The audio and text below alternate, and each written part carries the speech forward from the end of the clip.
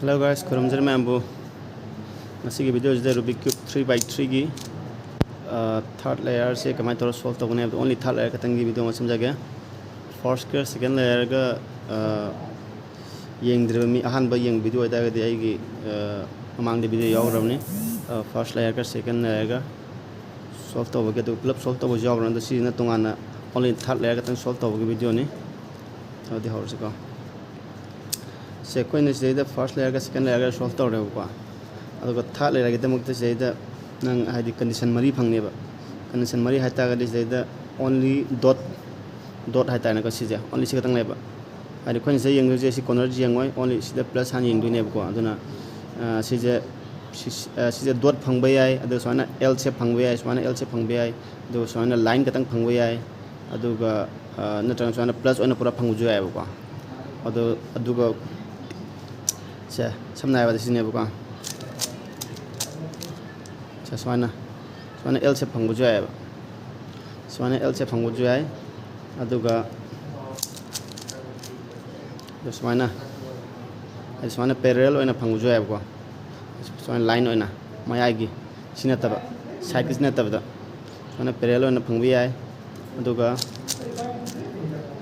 소환나 플러스 오이나 방구줘야 해. 시 컨디션 머리 제 방구니 ado si ki corner mari ji yang me thok ta de ko only yang si plus ki kan ji yang plus de kari ke phange de yang de hana plus phang bra na tona line phang bra dot phang bra l phang bra do ado koi first to ra je ka first to ke muka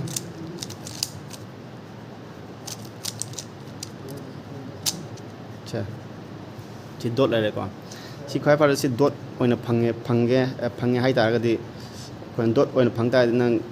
any side te pai joy any side te gi hobi ai step som de pai gra any side te hobi ai adu si gi formula je pan biyo f r u r prime u prime f prime sine ko ekra thuna sum tawra adu si kano gi si gi formula ji yang sum tam sum to biyo adu sumana l shape phangta ra ga di sumana l shape phangta ra ga di se L shape ni dana ko som de L na to som de L shape na to sumana payo ba som do laga nangi oirom do oilo L do sumana payo do same formula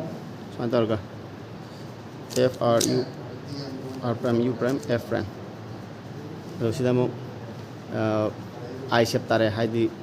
parallel na payo hai sumana payo na taba sumana payo de mu kan to gini kai gini Sumana parallel na pai bi sumana targa di sumana parallel na pai bi sum da pai gra ani adubu parallel na pai bi to ko sumana pai bi ro adu same formula mu ko chap mane f r u r prime u prime f prime ko se adu se de plus tare si plus tare ko plus tare mutung dum yeng du je khoi na yeng du je sigi magi perfect plus tar ring dinem ko perfect plus tar yang baje ka yang na soana ana color man na kan ta holo do yang si tar si tadri ai hame ai matam pudi makta mai color ani ji soina phangne ba mari ji na tra mari mal pulo phangba ma na tra kana soina ani phangba ma ad soina ani phangbu je by chance somdam phangba ma somdam phangba yaur ko ni aduga adu si condition de soina phange adu si jamuka ai kan to ke hai somda phangan ge kam ta do mu yengchi si ta to somda phangba ma sumana phang ta ra ga di nangi hai sumana pai bana ta ba sumana pai bi yu somda ma thamani si ata ba jai ta ne ko somda phangani si ata ba je si ni jina to si jon tho ju si somda sum ta ne ba ko somda na tang na somda ani di sum ta ne do ga ani ta ba je thangna bana ta bai ta na opposite ta boi ta sumana pai bi yu do ga si formula je pan bi yu r u r prime u r u2 hai da ni ung da ba do ga r prime si yang to somda sai cha ta me ko adu sai cha ta ga di nang na amana yet ta thambi gani amana tung da thambi gani back tai ta sumana pai bi yu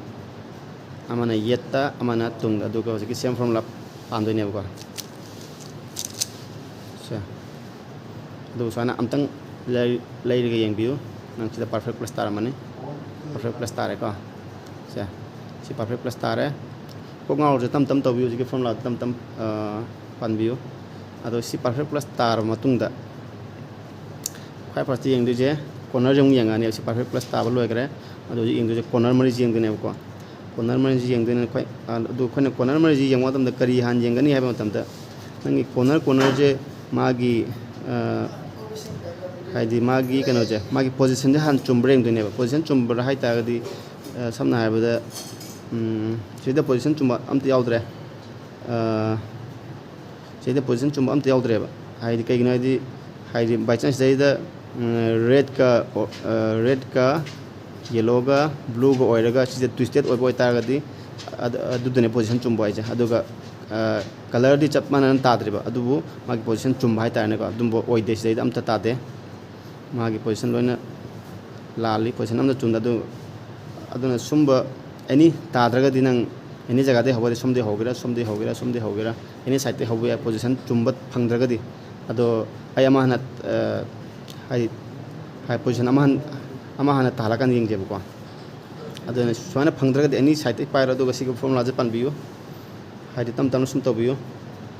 che u r u prime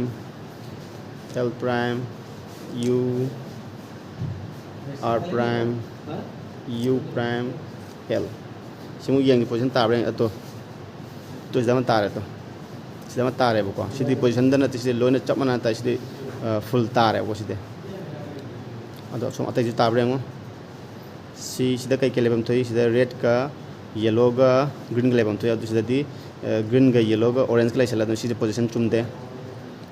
ado ni sidi kai ke lebam thoi the orange ka yellow ga green ga lebam thoi ado sida di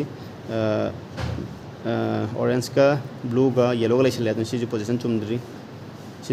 sida green ga red ka yellow ga lai sala sida orange ka blue ga yellow ga lebam thoi pade ado swaina atabam yaura ga di swaina position jo chuma bolo na taba ama yaura ga swaina nangi tari ba pisto nangi namang da hai tara nangi namang da thamo swaina pai biu som di yetta nangi namangi yetta tham biu do swaina pai biu do chamana from logic kido u r u prime l prime u r prime u prime l adu pan biu swaina aina thuna sum tawgra ado sesam yang tabram yang ko to sesam ama tan me to do ga sesam ama ju tare ani tare ado sido to sineba position chumba duga color di twisted oi bhai ja se si je kai kelebam thoi green ne orange ne yellow ne si je magi jaga di chummi ne ko jaga chummi ne du color di twisted oi ba ne si green je kai ko som do ar maga green jena som do oi ba du yellow jena mathak te lerga orange na side te lem ta si je magi position ju chumba du magi ta do ne ko ado si je position di chummaga color ta da ne ba adu mane ba ang sa hai do adu bo si di loin tare som tare adu go si ani ju position loin chumme ba ko si ju chumme adu ta ga di swaina position chumba ani katang ngai tar ga di swaina ani katang ngai tar ga di swaina sum pai biro yellom de hawro ko yellom de hawro swaina pai biro duga si formula je pan bio r prime d prime r d r prime d prime r d r prime d prime r d r prime d prime si tadrib to ne ko r d si tare ko ma tare adu beste de loine kai ba male ko si kai ba natte adu si je makha ge layer ni je sung lengoi dawne leng adu si ada ke layer kitang leng dawne si tara mutung de si je musom da mu biro ta daw je nang som da mu thamo si makha ge ani je leng bi ate ko swan tar ga mu si formula da chamana nang palo r prime d prime r d r prime d prime r d si tara